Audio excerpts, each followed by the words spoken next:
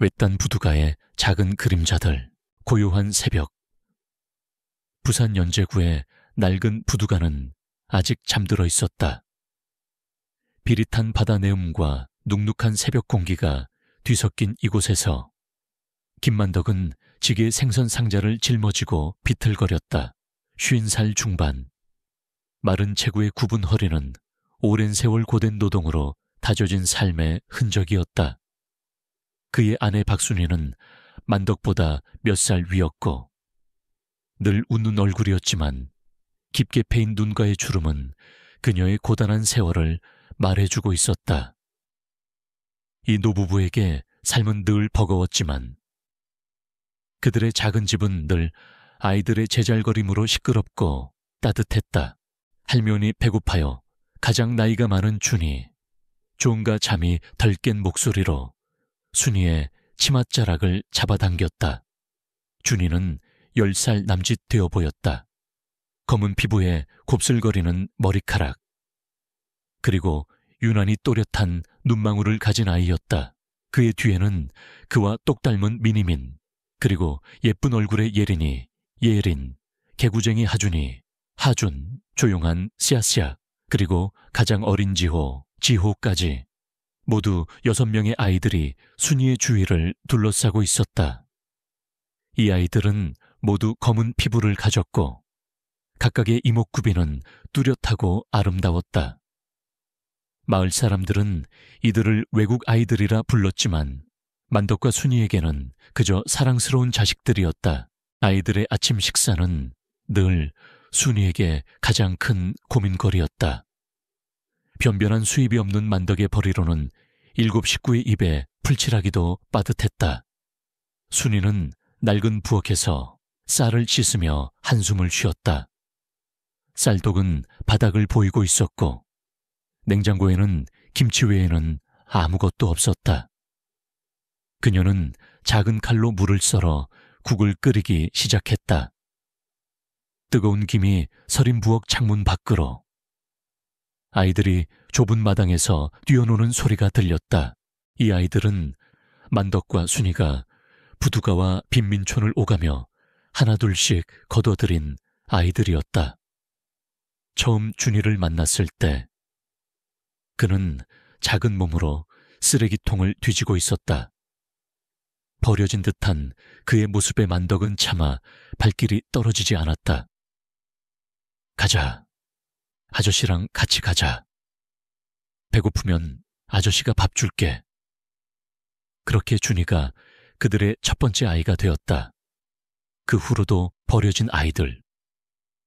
부모를 잃은 아이들을 외면할 수 없었던 노부부는 굶주리는 자신들의 처지에도 불구하고 아이들을 품에 안았다. 마을 사람들은 그들을 비웃었다. 제 코가 석자인데 웬 흑인 아이들을 데려다 키우냐. 그들의 시선에는 비난과 조롱이 가득했다.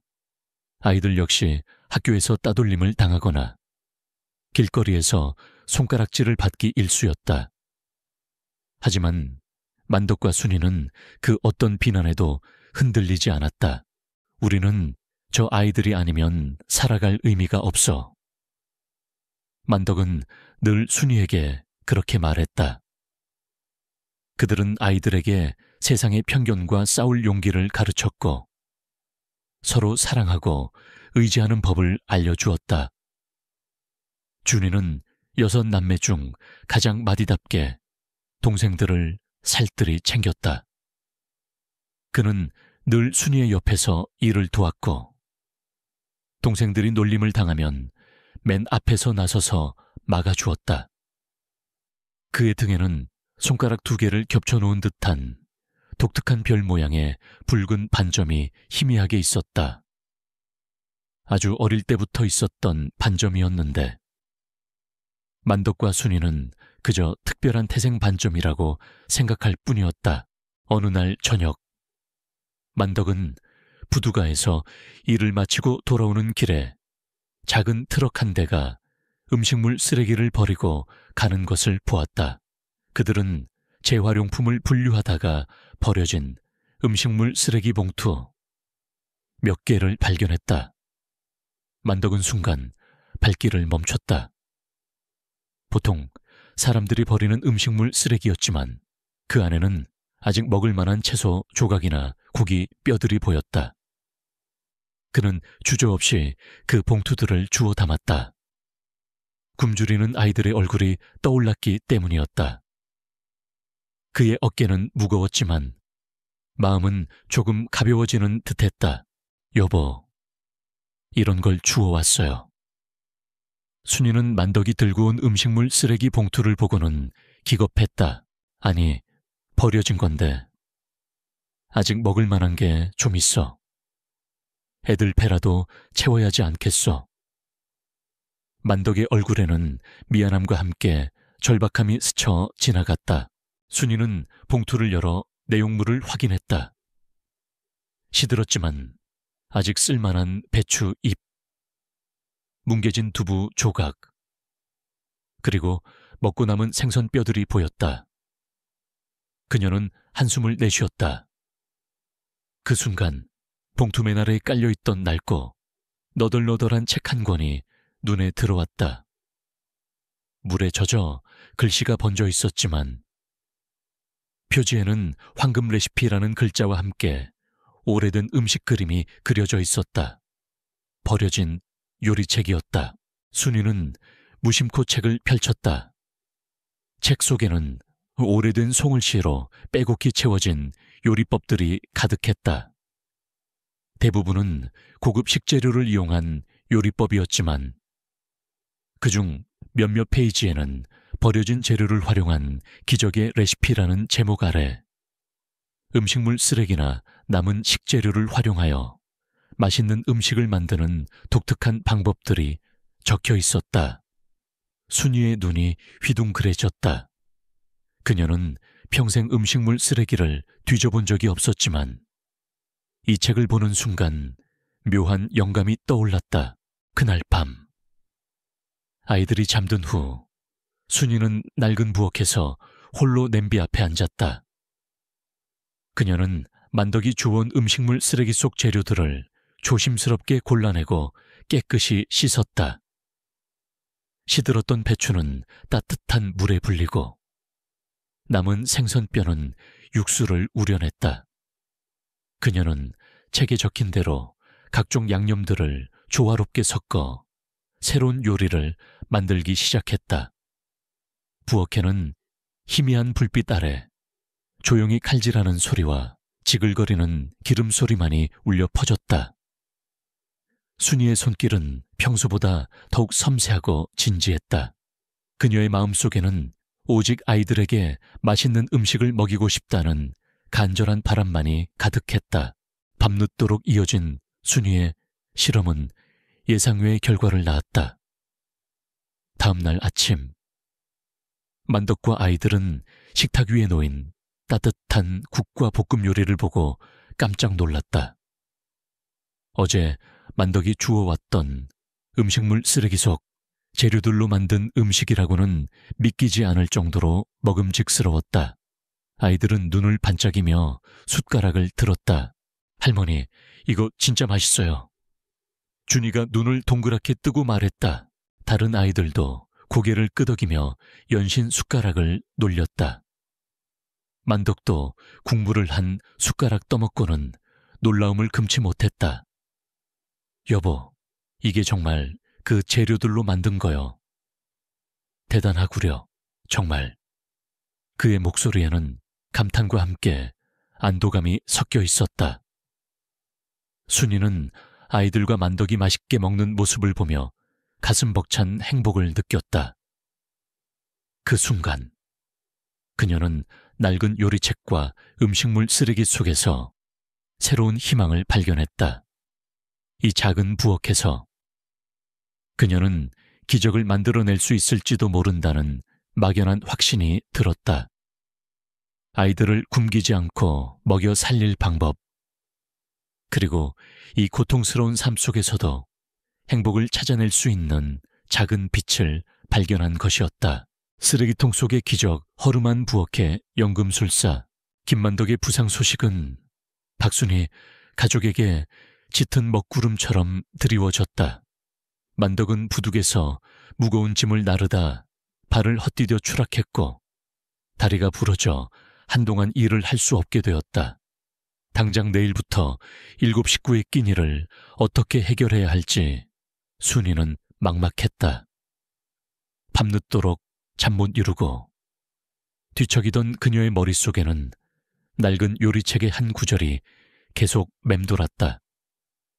버려진 재료를 활용한 기적의 레시피. 순이는 조심스럽게 자리에서 일어나 낡은 서랍 속에서 그 요리책을 다시 꺼냈다. 책은 물에 불어 너덜너덜했지만 음식물 쓰레기에서 건진 진주라는 소제목 아래 적힌 글귀들은 그녀의 시선을 사로잡았다. 버려진 채소의 시든 부분을 잘라내고 남은 고기 부스러기와 뼈로 깊은 육수를 내며 상한 듯 보이는 과일도 특정 방법으로 발효시키면 맛있는 소스가 될 수 있다는 내용이었다. 순이는 평생 이런 종류의 요리법은 본 적이 없었다. 그녀는 요리 재료를 아끼고 아껴왔던 주부였지. 없는 것을 만들어내는 연금술사는 아니었다. 그러나 지금 그녀에게는 선택의 여지가 없었다. 다음 날 새벽, 순이는 만덕이 늘 그랬듯이 음식물 쓰레기가 버려지는 부두가 외곽으로 향했다. 그녀의 발걸음은 무거웠고 마음속에는 수치심과 절박함이 뒤섞여 있었다. 주변에는 역한 냄새가 진동했고 쥐들이 부산하게 움직였다. 순이는 애써 코를 막고 쓰레기 더미를 뒤지기 시작했다. 다른 사람들이 버린 음식물 쓰레기 봉투 속에서 그녀는 아직 쓸만한 재료들을 찾아냈다. 며칠 전 만덕이 주워왔던 것과 비슷한 시들었지만 싱싱한 배추 잎철, 뭉개진 두부, 그리고 살점이 조금 붙어있는 생선 머리와 뼈들. 그녀는 주변의 시선을 의식하며 서둘러 재료들을 챙겨 집으로 돌아왔다. 집에 돌아온 순이는 주워온 재료들을 깨끗하게 씻고 손질했다. 그녀는 요리책에 나온 대로 생선 머리와 뼈를 푹 삶아 육수를 냈고 시든 배추는 소금물에 절여 시원한 김치를 담갔다. 뭉개진 두부는 으깨서 작은 새우젓과 함께 볶아냈다. 그녀의 손길은 평소보다 훨씬 더 정성스럽고 신중했다. 그녀는 마치 보석을 다루는 장인처럼 재료 하나하나에 집중했다. 그녀의 마음속에는 오직 아이들에게 따뜻하고 맛있는 한 끼를 먹여야 한다는 간절한 염원만이 가득했다. 오랜 시간 끝에 낡은 부엌에는 고소하고 맛있는 냄새가 가득 퍼졌다. 순이가 만든 음식은 어제보다 훨씬 더 먹음직스러웠다. 아이들은 식탁에 앉아 눈을 반짝였다. 가장 나이 많은 준이는 냄새만으로도 기대감에 부풀어 있었다. 순이가 내놓은 음식은 남들이 버린 재료로 만들었다고는 믿을 수 없을 만큼 훌륭했다. 따끈한 생선 육수는 깊고 시원했고 새우젓 두부볶음은 감칠맛이 일품이었다. 할머니, 이거 정말 할머니가 만든 거예요. 진짜 최고예요. 미니가 엄지손가락을 치켰으며 말했다. 준이도 놀란 얼굴로 고개를 끄덕였다. 와, 이걸로 식당 해도 되겠어요. 할머니, 아이들이 맛있게 먹는 모습을 보며 순이의 얼굴에는 따뜻한 미소가 번졌다. 만덕도 미소를 지었다. 그의 얼굴에는 아픔보다 안도감이 더 크게 자리 잡았다. 그날 이후 순이는 매일같이 부둣가를 찾아 버려진 재료들을 구해왔고 낡은 요리책에 의지해 새로운 요리들을 시도했다. 그녀의 요리 실력은 날마다 발전했고 버려진 재료들로 만들었다고는 상상할 수 없는 기발하고 맛있는 음식들이 탄생했다. 마을 사람들은 처음에는 순이의 행동을 비웃었다. 아무리 가난해도 그렇지. 음식물 쓰레기를 뒤져서 음식을 만든다고 그들은 수군거렸지만 순이는 개의치 않았다. 그녀의 유일한 목표는 아이들을 배불리 먹이는 것이었다. 그러던 어느 날, 준이가 학교에서 친구들에게 놀림을 받고 울면서 집에 돌아왔다. 할머니, 친구들이 저보고 쓰레기통에서 음식 먹는 애래요. 순이는 준이를 품에 안고 말했다. 준아, 남들이 뭐라 하든 상관없어. 이 음식은 할머니의 사랑으로 만든 거야. 엄마 아빠는 너희를 위해 어떤 일이든 할 수 있어. 이 음식은 우리가 살아가는 희망이야. 준이는 할머니의 따뜻한 말에 위로를 받았다. 순이의 음식 냄새는 마을 사람들의 호기심을 자극했다. 길을 지나던 사람들이 그녀의 작은 집에 풍겨오는 맛있는 냄새에 이끌려 고개를 갸웃거렸다. 대체 저 집에서 무슨 냄새가 나는 거지 그렇게 가난하다면서. 결국 순이는 마을 어귀의 작은 공터에 가니 좌판을 열기로 결심했다. 그녀는 그동안 만들었던 몇 가지 독특한 요리들을 팔기 시작했다. 처음에는 아무도 관심을 보이지 않았다. 하지만 순이의 음식에서 풍기는 특별한 향과 맛은 지나가던 사람들의 발길을 멈추게 했다. 그녀의 요리는 가격도 저렴했지만 그 맛은 여느 비싼 식당 못지않았다.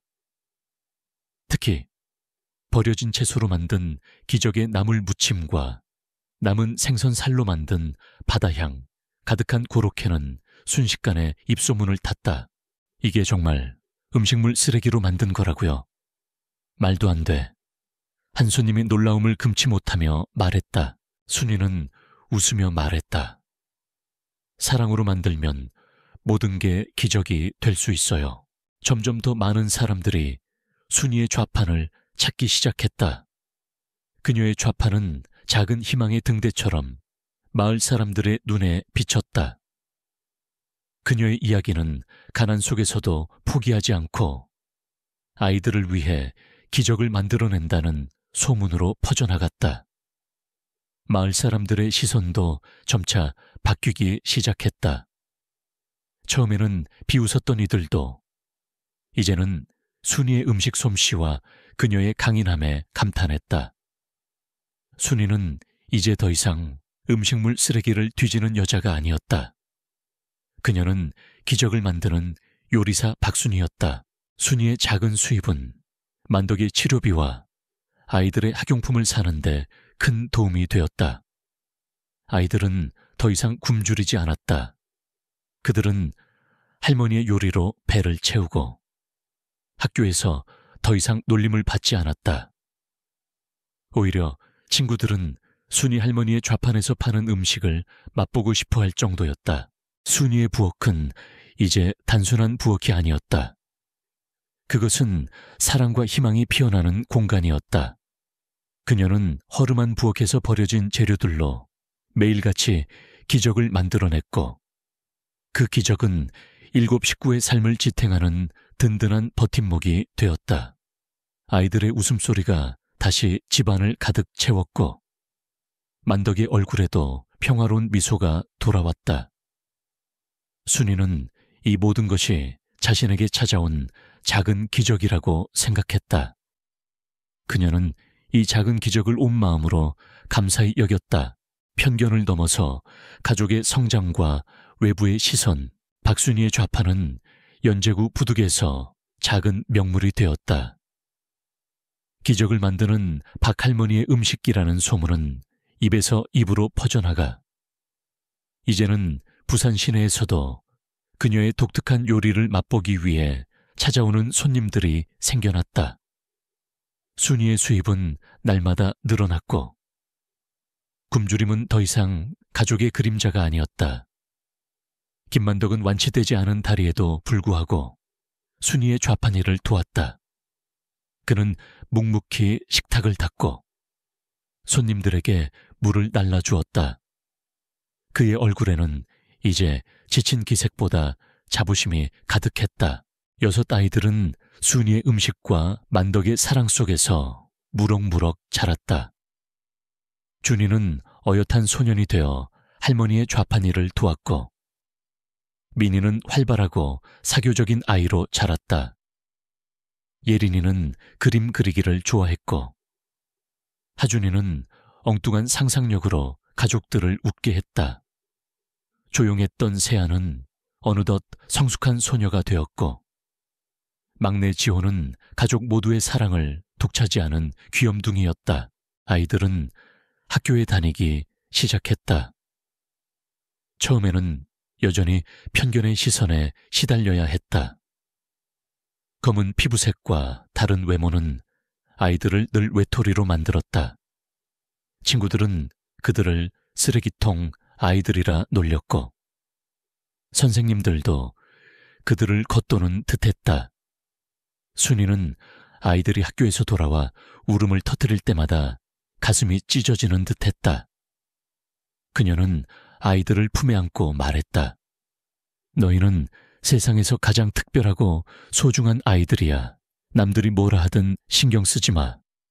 너희에게는 할머니, 할아버지, 그리고 6 형제가 있잖니.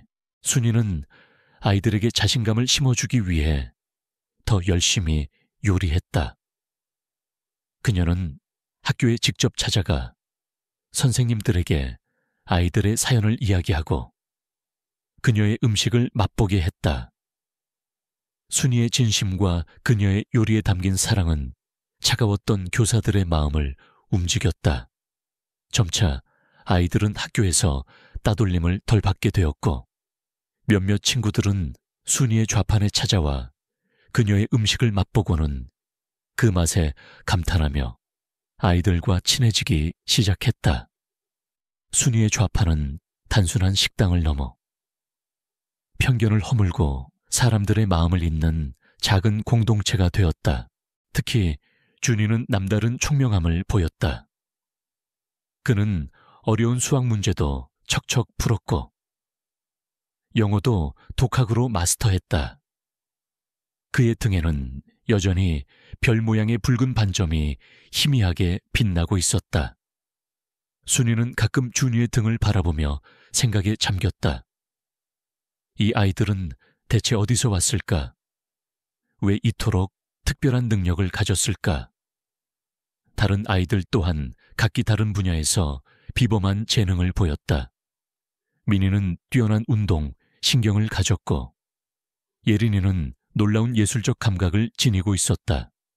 하준이는 기계 조립에 천재적인 소질을 보였고, 세아는 뛰어난 기억력을 자랑했다. 지호는 남다른 친화력으로 누구에게나 사랑받았다. 순이는 아이들의 특별함에 놀라면서도 한편으로는 불안감을 느꼈다. 이 아이들이 정말 평범하게 버려진 아이들일까?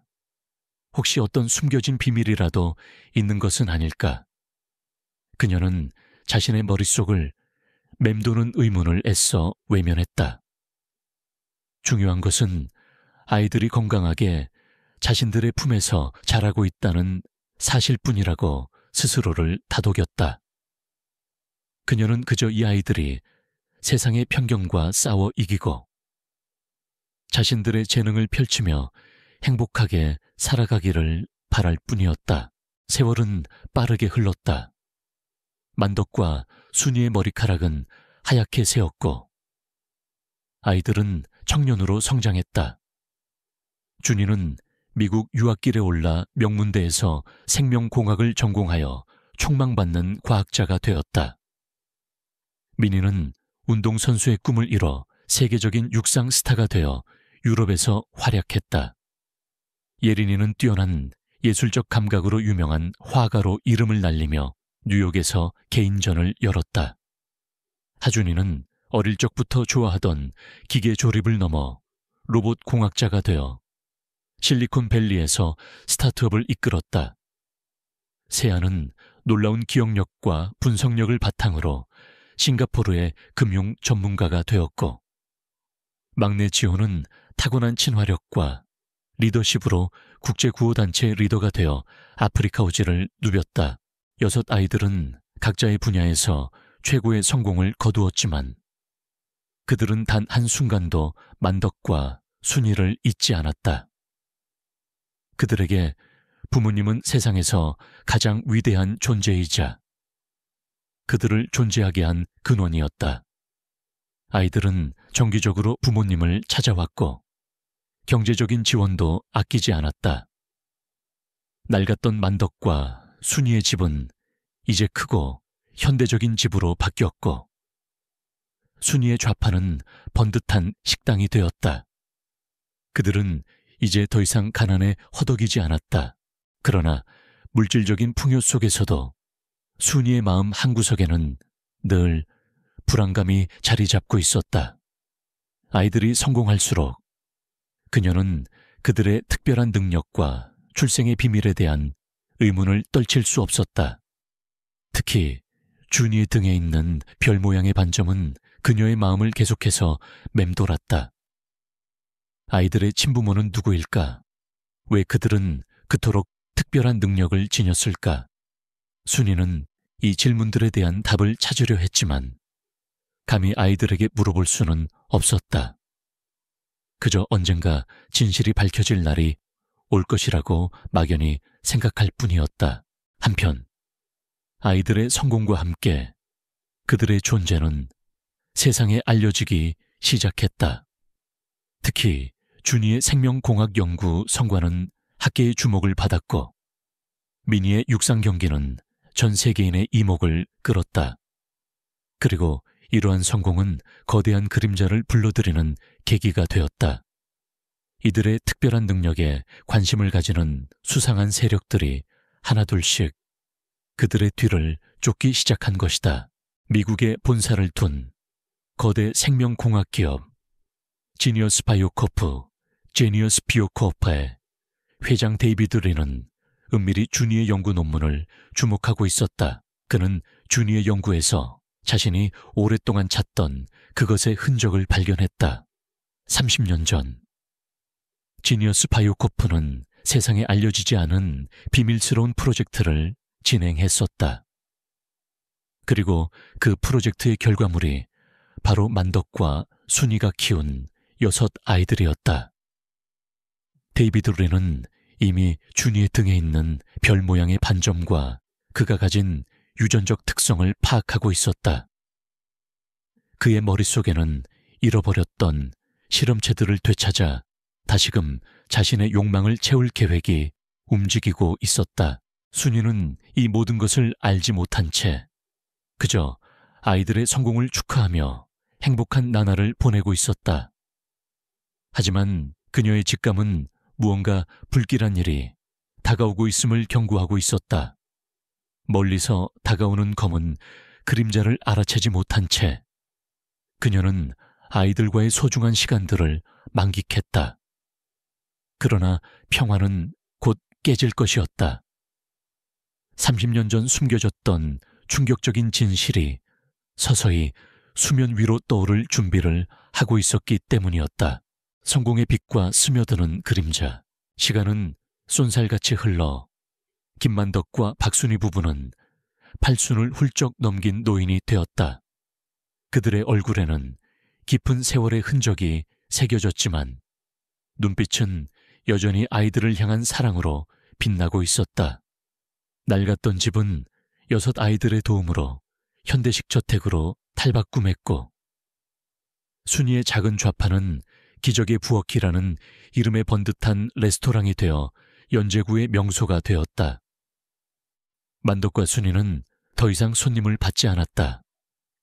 그저 아이들과 손주들이 찾아올 때마다 푸짐한 한상을 차려주는 것이 그들의 유일한 낙이었다. 6 아이들은 각자의 분야에서 눈부신 성공을 거두었다. 마디. 준이, 존은 미국에서 명성 있는 생명공학자로 자리 잡았다. 그의 연구는 불치병 치료에 새로운 지평을 열었다는 평가를 받으며 세계적인 학술지에 수없이 논문을 발표했다. 그는 특히 인간 유전체 조작과 관련된 연구에서 독보적인 성과를 내고 있었다.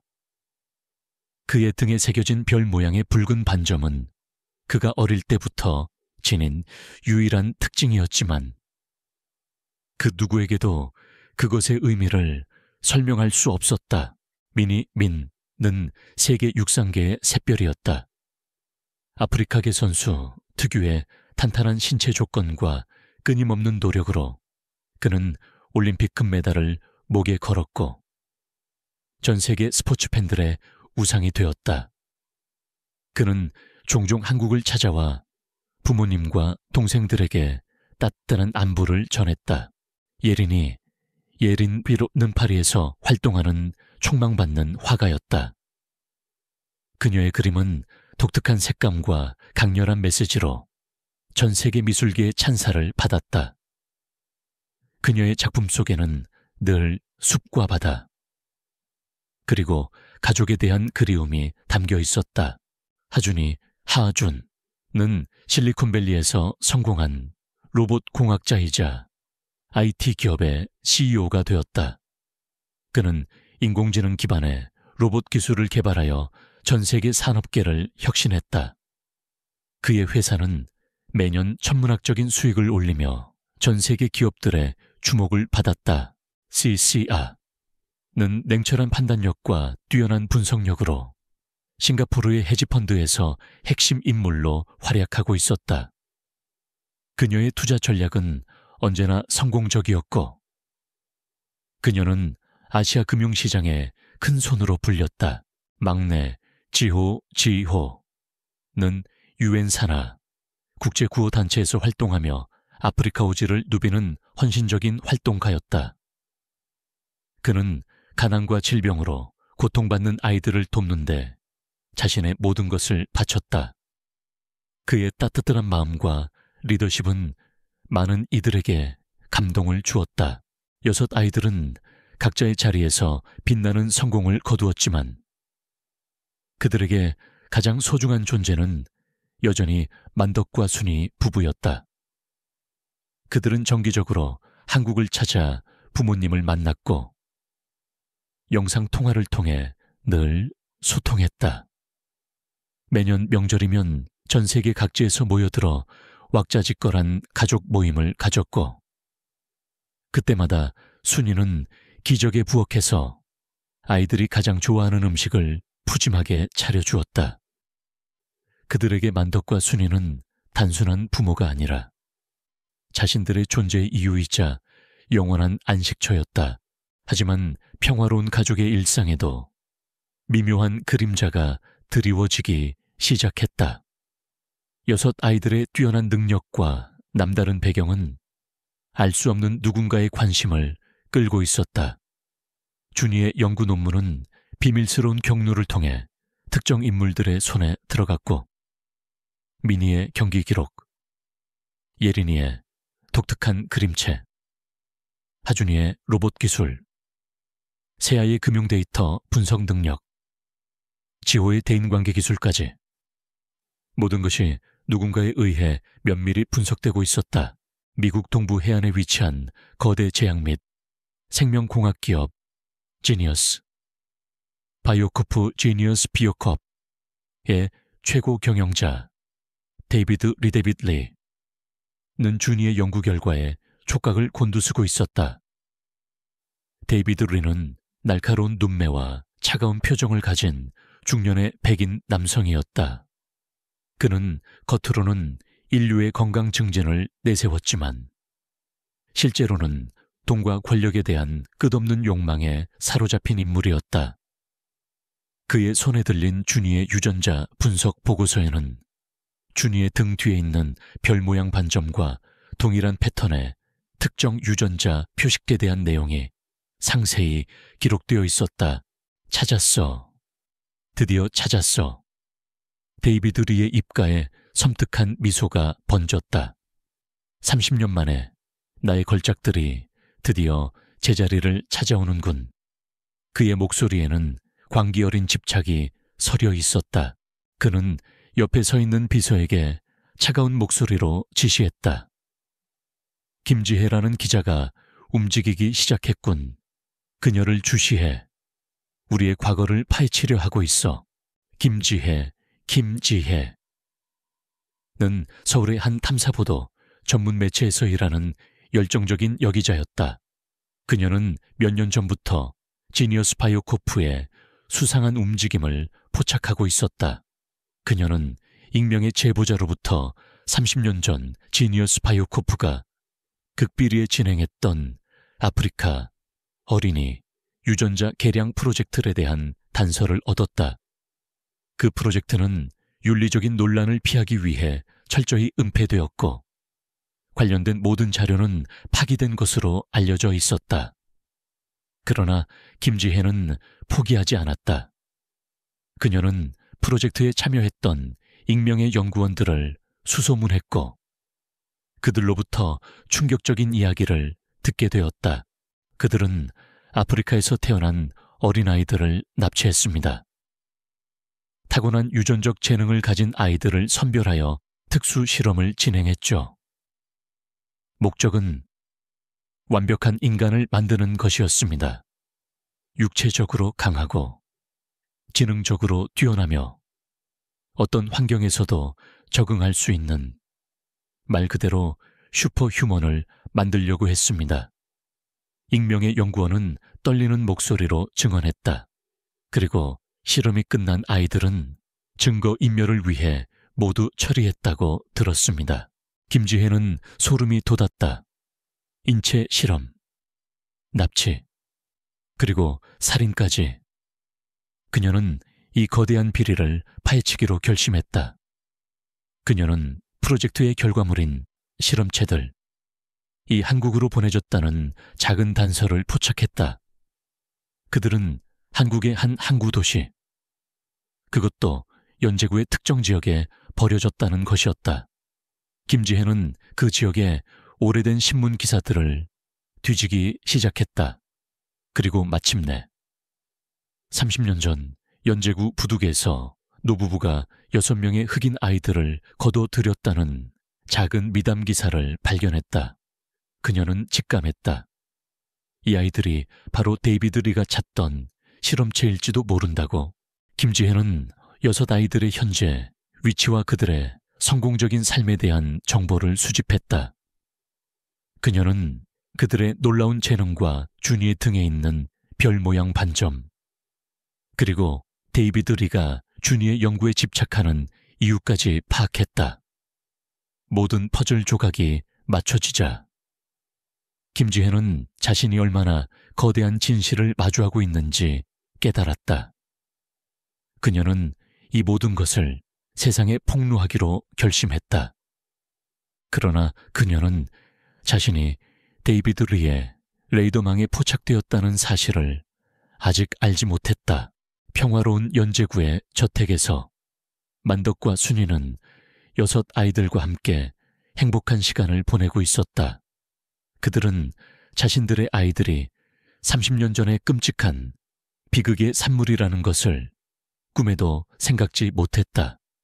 그저 사랑과 헌신으로 키워낸 소중한 자식들이라고만 믿고 있었다. 하지만 성공의 빛 뒤에는 이제 막 수면 위로 떠오르기 시작한 검은 그림자가 조용히 그들을 노리고 있었다. 데이비드 리의 손이 그들을 향해 뻗어오고 있었다. 숨겨진 진실 인체, 실험의 비극. 김지혜 기자는 30년 전 연제구 부두개에서 발견된 6명의 흑인 아이들에 대한 기사를 다시 읽으며 소름이 돋았다. 미담으로 포장되었던 그 사건의 이면에는 지니어스 바이오코프의 추악한 비밀이 숨겨져 있었다는 직감이 그녀의 심장을 강하게 울렸다. 그녀는 준이의 유전자 분석, 보고서와 데이비드 리의 집착을 연결하며 이 모든 것이 인류의 윤리를 저버린 거대한 실험의 결과물임을 확신했다. 그녀는 이제 더 이상 혼자서는 이 진실을 감당할 수 없다는 것을 깨달았다. 그녀는 익명의 제보자에게 연락을 취했고 곧 서울의 한 허름한 카페에서 그를 만나기로 했다. 익명의 제보자는 지니어스 바이오코프의 전직 연구원인 박선우 박사였다. 그는 과거 아프리카 어린이 유전자 개량 프로젝트에 참여했던 인물로 죄책감에 시달리다 결국 양심선언을 결심한 상태였다. 그는 잔뜩 위축된 모습이었지만 그의 눈빛에는 진실을 밝히려는 강한 의지가 담겨 있었다. 김지혜 기자님, 제가 말씀드릴 내용은 상상 이상의 진실입니다. 제가 발설하는 순간 제 목숨이 위태로울 수도 있습니다. 박선우 박사는 떨리는 목소리로 입을 열었다. 30년 전 지니어스 바이오코프는 세계 각지에 버려진 아이들을 비밀리에 데려왔습니다. 특히 아프리카와 동남아시아 출신의 아이들이 주 타겟이었습니다. 그들은 인류의 한계를 뛰어넘는 슈퍼휴먼을 만들겠다며 아이들의 유전자를 조작했습니다. 순수하고 아무것도 모르는 아이들을 대상으로 한 비인간적인 실험이었습니다. 김지혜는 충격의 말을 잇지 못했다. 그녀는 박선우 박사의 말을 녹음하며 그의 설명을 귀에 깊게 들었다. 박선우 박사는 떨리는 손으로 오래된 사진 몇 장을 건넸다. 사진 속에는 갓난아기 때의 준이와 민희, 예린이 등 6 아이들의 모습이 담겨 있었다. 그들의 몸에는 작은 칩이 이식되어 있었고 준이의 등에는 별 모양의 반점이 선명하게 보였다. 박선우 박사는 그 반점이 실험체임을 알리는 비밀 표식이라고 설명했다. 실험은 성공적이었습니다. 아이들은 일반 아이들보다 훨씬 뛰어난 지능과 신체 능력을 갖게 되었습니다. 하지만 문제는 통제였습니다. 아이들이 성장하면서 자신들의 특출난 능력에 대한 통제가 어려워지자 데이비드 리 회장은 프로젝트를 중단하고 모든 실험체를 폐기하기로 결정했습니다. 증거 인멸을 위해서였습니다. 박선우 박사의 목소리에는 깊은 슬픔과 분노가 배어 있었다. 김지혜는 눈을 감았다. 폐기. 그 말이 의미하는 바는 명확했다. 살해였다. 그럼 그 아이들은 죽었나요? 아니요. 제가 아이들을 몰래 빼돌렸습니다. 박선우 박사는 눈물을 흘렸다. 저는 양심의 가책을 견딜 수 없었습니다. 그 아이들은 죄가 없었습니다. 저는 그들을 데리고 한국으로 도망쳤습니다. 부산 연제구에 한 부두의 아이들을 두고 왔습니다. 그곳에서 아이들이 안전하게 살아남기를 바랐습니다. 그리고 만덕 씨와 순희 씨가 그 아이들을 거둬들였다는 기사를 보고 저는 안도했습니다. 김지혜는 경악했다. 만덕과 순희 부부가 거둬들인 6 아이들이 바로 그 실험체들이었다니. 그리고 그들을 버린 것이 바로 이 박선우 박사였다니. 그럼 데이비드 리는 그 사실을 알고 있나요? 아니요. 그는 아이들이 모두 죽었다고 믿고 있습니다. 제가 사망 처리 서류를 조작했으니까요. 하지만 최근 준이의 연구 성과와 다른 아이들의 성공 소식을 접하면서 그는 의심을 품기 시작한 것 같습니다. 특히 준이의 등에 있는 별 모양 반점은 그가 아이들을 추적하는 결정적인 단서가 될 겁니다. 그는 지금 아이들을 다시 찾아내 자신의 이익을 위해 이용하려 할 겁니다. 박선우 박사는 불안한 듯 주변을 살폈다. 김지혜는 박선우 박사의 증언과 자료를 들고 즉시 부산으로 향했다. 그녀는 만덕과 순희 부부 그리고 6 아이들의 삶에 드리워진 거대한 비극의 실체를 깨달았다. 그녀는 이 진실을 반드시 세상에 알려야 한다고 다짐했다. 부산에 도착한 김지혜는 순희의 기적의 부엌을 찾아갔다. 그녀는 만덕과 순희 부부 그리고 때마침 가족들을 만나러 온 준이와 민희, 예린이, 하준이, 세아, 지호를 만났다. 김지혜는 어렵게 입을 열어 자신이 알아낸 모든 진실을 털어놓았다. 순희의 얼굴은 순식간에 하얗게 질렸다. 무슨 소리예요, 우리 아이들이? 실험체라니요. 그럴 리가 없어요, 우리 아이들은. 우리 아이들이에요. 그녀는 김지혜의 말을 부정하며 눈물을 쏟아냈다. 만덕 또한 충격의 말을 잊지 못했다. 6 아이들 또한 자신들의 출생의 비밀에 경악했다. 준이는 자신의 등에 있는 별 모양 반점을 만지며 혼란스러운 표정을 지었다. 민희는 분노의 주먹을 쥐었고 예린이는 충격으로 그림 같은 얼굴이 창백해졌다.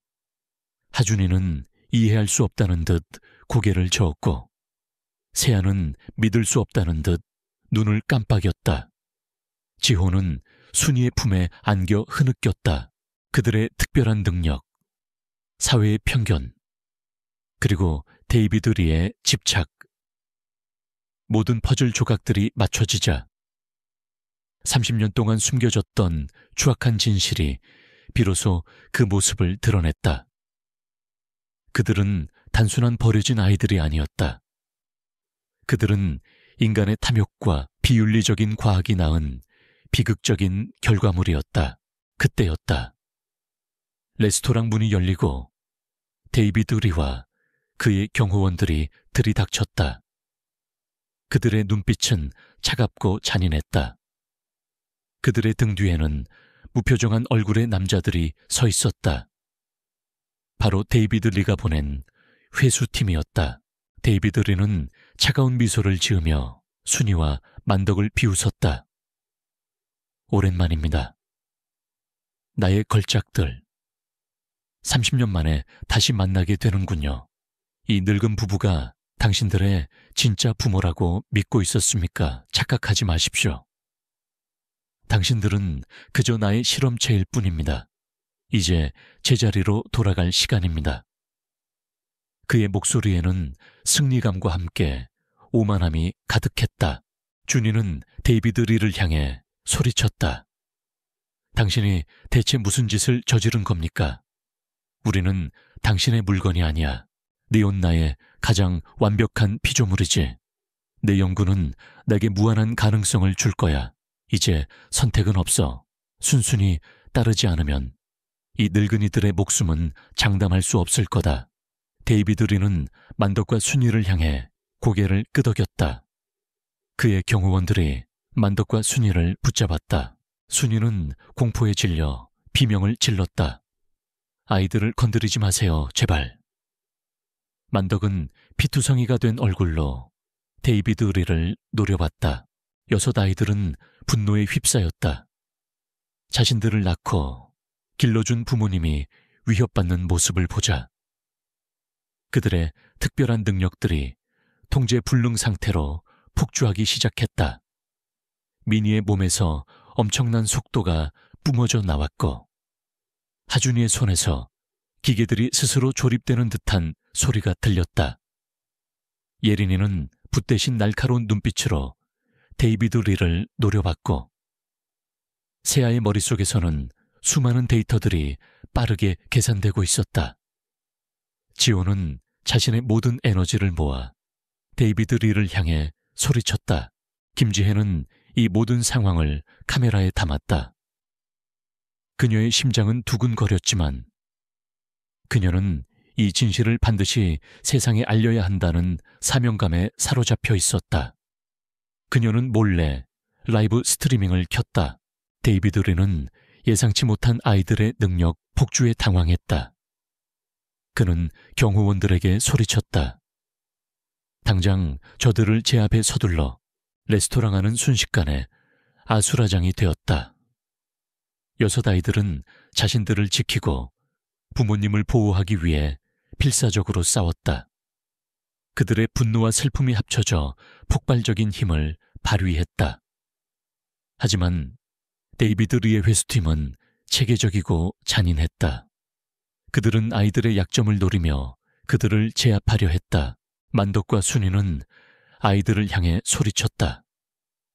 도망쳐 얘들아, 너희라도 살아야 해. 그들의 목소리는 절박했지만 아이들은 부모님을 두고 갈 수 없었다. 이들에게 부모님은 세상 전부였다. 레스토랑 문이 부서지고 외부에서 경찰 사이렌 소리가 들리기 시작했다. 김지혜가 미리 연락해둔 것이었다. 그러나 경찰이 도착하기 전까지 이들을 지켜야 했다. 가족을 지키기 위한 마지막 싸움이 시작된 것이었다. 이들의 운명은 이제 바람 앞에 촛불처럼 위태로웠다. 가족을 지키기 위한 마지막 싸움. 레스토랑 기적의 부엌은 순식간에 아비 규환의 전장으로 변했다. 데이비드 리의 회수팀은 체계적이고 잔인하게 움직였다. 그들은 6 아이들의 특출난 능력을 분석한 듯 각자의 약점을 노리며 공격해왔다. 만덕과 순이는 아이들을 보호하려 했지만 노쇠한 몸으로는 역부족이었다. 경호원들에게 붙잡힌 채 아이들이 고통받는 모습을 지켜볼 수밖에 없었다. 주나, 미나, 예리나, 도망쳐. 너희라도 살아야 해. 순이는 목이 터져라 절규했다. 그녀의 눈에서는 뜨거운 눈물이 쉴 새 없이 흘러내렸다. 만덕은 온몸으로 경호원들을 막으려 했지만 그의 낡은 몸은 쉽게 제압당했다. 준이는 이 상황에서 가장 냉철하게 판단했다. 그는 자신의 유전학 지식과 뛰어난 두뇌 회전을 이용해 회수팀의 행동 패턴을 분석했다. 미니는 올림픽 금메달리스트답게 압도적인 스피드로 경호원들을 따돌리며 공간을 확보했다. 그녀의 몸돌림은 번개처럼 빨랐고 경호원들은 그녀의 움직임을 따라잡지 못했다. 예린이는 붓 대신 주먹을 휘둘렀다. 그녀의 예술적 감각은 격투에서도 빛을 발했고 상대의 움직임을 예측하여 정확하게 방역했다. 하준이는 로봇 공학자다운 기발한 아이디어를 발휘했다. 그는 레스토랑 주방의 기구들을 재빨리 해체하여 임시 방어벽을 만들고 심지어는 식기세척기의 물을 이용해 경호원들의 시야를 가렸다. 세아는 싱가포르 헤지펀드에서 갈고 닦은 놀라운 분석력으로 회수팀의 대형을 파악하고 동생들에게 실시간으로 위험을 알렸다. 지호는 국제구호단체에서 배운 대인관계 기술과 특유의 친화력으로 순간적으로 경호원들의 주의를 흐트러뜨리고 미니가 도망칠 시간을 벌어주었다. 6 형제는 각자의 재능을 최대한 발휘하여 끈질기게 맞섰다. 그들은 완벽한 팀워크를 보였다. 수십 년간 쌓아온 혈육의 정의 위기 속에서 폭발적인 시너지를 일으킨 것이다.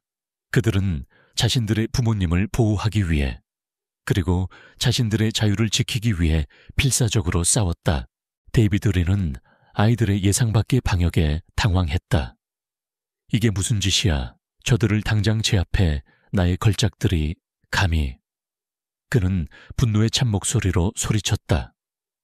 그의 눈에는 탐욕과 함께 광기가 번뜩였다. 그는 아이들을 단순히 인간으로 보지 않았다. 그들에게는 그저 자신의 욕망을 실현시켜줄 도구일 뿐이었다. 김지혜 기자는 이 모든 아수라장을 카메라에 담고 있었다. 그녀는 실시간으로 자신의 채널에 상황을 중계했다. 시청자 여러분, 지금 이곳은 아비 규환입니다. 지니어스 바이오코프의 데이비드 리 회장이 자신의 비인간적인 유전자 실험 결과물인 아이들을 강제로 회수하려 하고 있습니다. 이곳에는 노부부와 그들이 평생 키워온 6 자녀들이 데이비드 리의 폭력에 맞서 싸우고 있습니다. 그녀의 목소리는 떨렸지만 그녀의 눈빛은 결연했다. 이 진실을 반드시 세상에 알려야 했다. 경찰 사이렌 소리는 점점 더 가까워지고 있었다. 데이비드 리는 초조해졌다. 그는 시간을 더 지체할 수 없었다. 최후의 수단이다. 모두 체포해 저 노인들도 마찬가지야.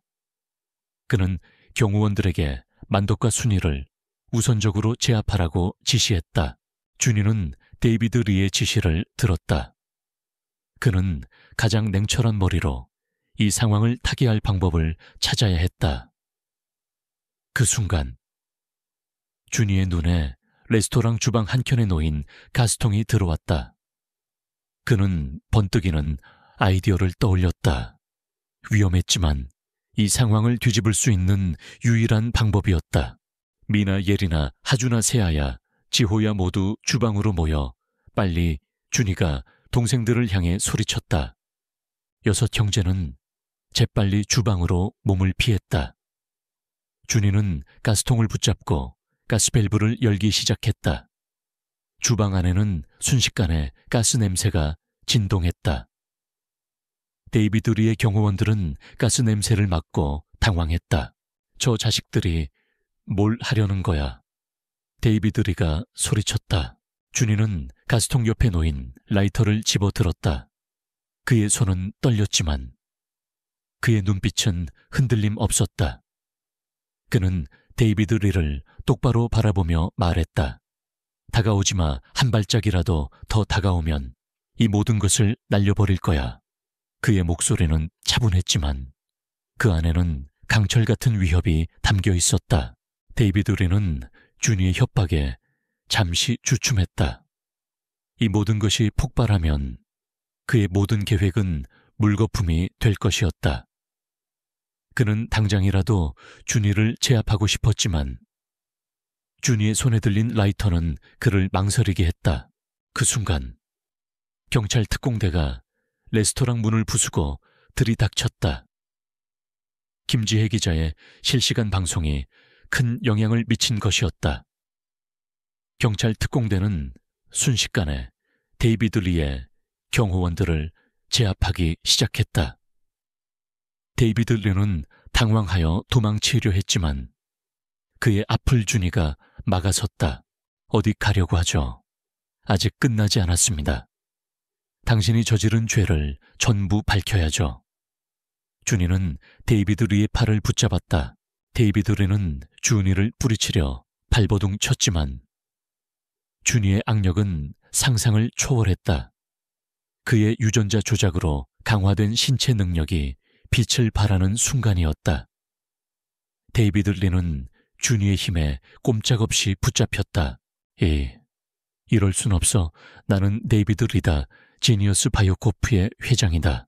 그는 발악했지만 그의 외침은 이미 힘을 잃었다. 경찰 특공대는 데이비드 리를 현장에서 체포했다. 그의 경호원들도 모두 제압되었다. 레스토랑 안은 순식간에 고요해졌다. 준이는 라이터를 내려놓고 순이와 만덕에게 달려갔다. 할머니, 할아버지, 괜찮으세요? 그의 목소리에는 안도와 슬픔이 뒤섞여 있었다. 순이는 준이를 끌어안고 목 놓아 울었다. 준아, 내 아들, 무사해서 다행이야. 정말. 만덕도 눈물을 흘리며 아이들을 쓰다듬었다. 6 형제는 모두 부모님의 품에 안겨 흐느꼈다. 30년 만에 드러난 충격적인 진실과 그로 인한 목숨을 건 싸움. 그들은 이 모든 것을 함께 견뎌냈다. 김지혜 기자는 카메라를 들고 가족의 감격적인 재회를 촬영했다. 그녀의 방송은 전 세계로 송출되었다. 지니어스 바이오코프의 비윤리적인 인체 실험과 데이비드 리의 추악한 진실이 전 세계에 알려지는 순간이었다. 전 세계 언론은 이 충격적인 사건을 대서특필했고 지니어스 바이오코프의 주가는 폭락했다. 전 세계인들은 만덕과 순이 부부의 숭고한 사랑과 6 아이들의 용기에 감동했다. 경찰은 데이비드 리를 구속하고 지니어스 바이오코프에 대한 정역적인 수사에 착수했다. 박선우 박사의 증언과 김지혜 기자가 확보한 자료, 그리고 현장에서 체포된 데이비드 리의 모든 증거들이 합쳐져 데이비드 리와 지니어스 바요코프의 죄를 명명백백하게 밝혀냈다. 그들은 국제적인 비난과 함께 법의 심판을 피할 수 없게 되었다. 가족을 지키기 위한 마지막 싸움은 끝이 났다. 6 아이들은 자신들의 출생의 비밀을 알게 되었지만 그들은 더 이상 혼란스러워하지 않았다. 그들에게는 세상의 어떤 혈연보다 더 깊고 단단한 사랑으로 맺어진 만덕과 순이라는 진정한 부모님이 있었기 때문이었다. 그들은 이 모든 시련을 통해 더욱 단단해졌고 서로에게 더 깊은 유대감을 느끼게 되었다. 이들의 이야기는 이제 전 세계의 희망과 사랑의 메시지를 전하는 기적이 될 것이었다. 영원한 사랑과 새로운 유산, 지니어스 바요코프의 추악한 진실이 전 세계에 드러나고 데이비드 리가 구속되면서 연제구의 작은 레스토랑, 기적의 부엌은 희망과 치유의 상징이 되었다. 전 세계 언론은 김만덕과 박순이 부부의 숭고한 사랑과 6 아이들의 용기를 대서특필했다. 한때 비웃음과 편견의 대상이었던 이 가족은 이제 인류의 위대함을 보여주는 살아있는 증거가 되었다. 데이비드 리와 그의 공범들은 국제재판에 회부되어 중형을 선고받았다. 지니어스 바요코프는 모든 불법적인 자산이 몰수되고 파산 절차를 밟았다. 박선우 박사의 용기 있는 양심 선언과 김지혜 기자의 끈질긴 추적, 그리고 6 형제의 단합된 힘이 거대한 악을 무너뜨린 것이었다. 만덕과 순이는 전 세계에서 쏟아지는 응원과 지지에 몸 둘바를 몰랐다. 그들은 자신들이 그저 사랑으로 아이들을 키웠을 뿐인데 이렇게 큰 존경을 받게 된 것에 감사했다.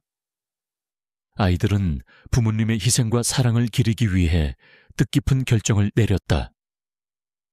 6 형제는 각자의 성공으로 벌어들인 재산의 상당 부분을 모아 만덕순이 사랑 재단 타타를 설립했다. 이 재단은 전 세계에 버려진 아이들, 특히 인종과 국적을 불문하고 편견과 차별에 시달리는 아이들을 돕기 위한 교육 및 의료 지원 사업을 펼치기로 했다. 저희는 태어날 때부터 세상의 차가운 시선 속에 버려졌습니다. 하지만 만덕 할아버지와 순이 할머니의 따뜻한 사랑 덕분에 저희는 살아갈 수 있었습니다. 이 재단은 할머니, 할아버지의 사랑을 세상에 전하는 작은 등대가 될 것입니다. 재단 설립 기자회견에서 마디 준이는 떨리는 목소리로 그렇게 말했다. 그의 등에는 여전히 별 모양의 반점이 희미하게 빛나고 있었다. 민희는 재단의 홍보대사로 활동하며 자신의 영향력을 선하게 사용했다. 예린이는 재단의 로고를 직접 디자인하고 아이들의 이야기를 담은 그림책을 출간하여 재단 기금 마련에 힘썼다. 하준이는 재단의 웹사이트와 시스템 구축을 담당했고 세아는 재단의 투명한 자금 운용을 책임졌다. 지호는 직접 아프리카와 아시아의 오지를 찾아다니며 재단의 구호 활동을 총괄했다. 6 형제는 각자의 재능을 활용하여 만덕순이 사랑재단을 세계적인 규모의 자선단체로 성장시켰다. 만덕과 순이는 재단이 성공적으로 운영되는 모습을 보며 가슴 벅찬 행복을 느꼈다. 그들은 더 이상 음식물 쓰레기를 뒤지던 가난한 노부부가 아니었다. 그들은 수많은 아이들에게 새로운 삶의 희망을 심어주는 위대한 부모이자 인류의 상징이 되었다. 그들의 집은 여전히 연제구에 있었고 늘 6 아이들과 손주들, 그리고 재단의 도움을 받은 아이들의 방문으로 북적였다. 기적의 부엌은 이제 레스토랑이 아닌 재단을 방문하는 이들을 위한 따뜻한 식사를 제공하는 급식소의 역할도 겸했다. 세월은 흘러 만덕과 순이는 평화롭게 눈을 감았다. 그들은 자신들의 삶이 얼마나 큰 의미를 지녔는지 충분히 알고 떠났다. 6 아이들은 부모님의 장례식에서 눈물을 쏟았지만 그 눈물 속에는 슬픔뿐만 아니라 깊은 감사와 존경심이 담겨 있었다. 그들에게 만덕과 순이는 단순한 부모를 넘어선 삶의 모든 것을 가르쳐준 진정한 스승이자 영원한 영웅이었다. 제단은 만덕과 순이의 뜻을 이어받아 더욱 활발하게 활동했다. 6 형제는 재단 활동을 통해 수많은 아이들에게 교육과 의료 혜택을 제공했고 그 아이들은 다시금 사회의 빛이 되어 각자의 자리에서 성공했다. 만덕순이 사랑재단은 단순한 자선단체를 넘어 편견 없는 세상, 모든 아이들이 사랑받고 성장할 수 있는 세상을 꿈꾸는 상징이 되었다. 어느 맑은 날, 준이는 재단 본부의 가장 높은 곳에 위치한 사무실에서 창밖을 바라보고 있었다. 부산의 푸른 바다가 한눈에 들어왔다. 그의 손에는 어릴 적 순이가 늘 읽어주던 낡은 황금 레시피 요리책이 들려 있었다. 책 속에는 순이의 손때 묻은 요리법과 함께 아이들의 어릴 적 그림들이 끼워져 있었다. 준이는 책을 넘기다 자신의 등에 있는 별 모양 반점과 똑같은 그림이 그려진 페이지를 발견했다. 그것은 순이가 어릴 적 자신의 등을 보고 그렸던 그림이었다. 순이는 그 그림 아래 이렇게 적어두었다. 나의 가장 빛나는 별, 희망. 준이는 눈을 감았다. 그는 이제 더 이상 실험체가 아니었다. 그는 사랑과 희망으로 태어난, 그리고 그 사랑을 세상에 전하는 만덕과 순이의 아들이었다. 그의 옆에는 민이, 예린이, 하준이, 세아, 지호가 서 있었다. 그들의 얼굴에는 각자의 삶에서 얻은 지혜와 함께 부모님에 대한 변치 않는 사랑이 가득했다. 그들은 이제 세상을 향해 걸어 나갈 것이다.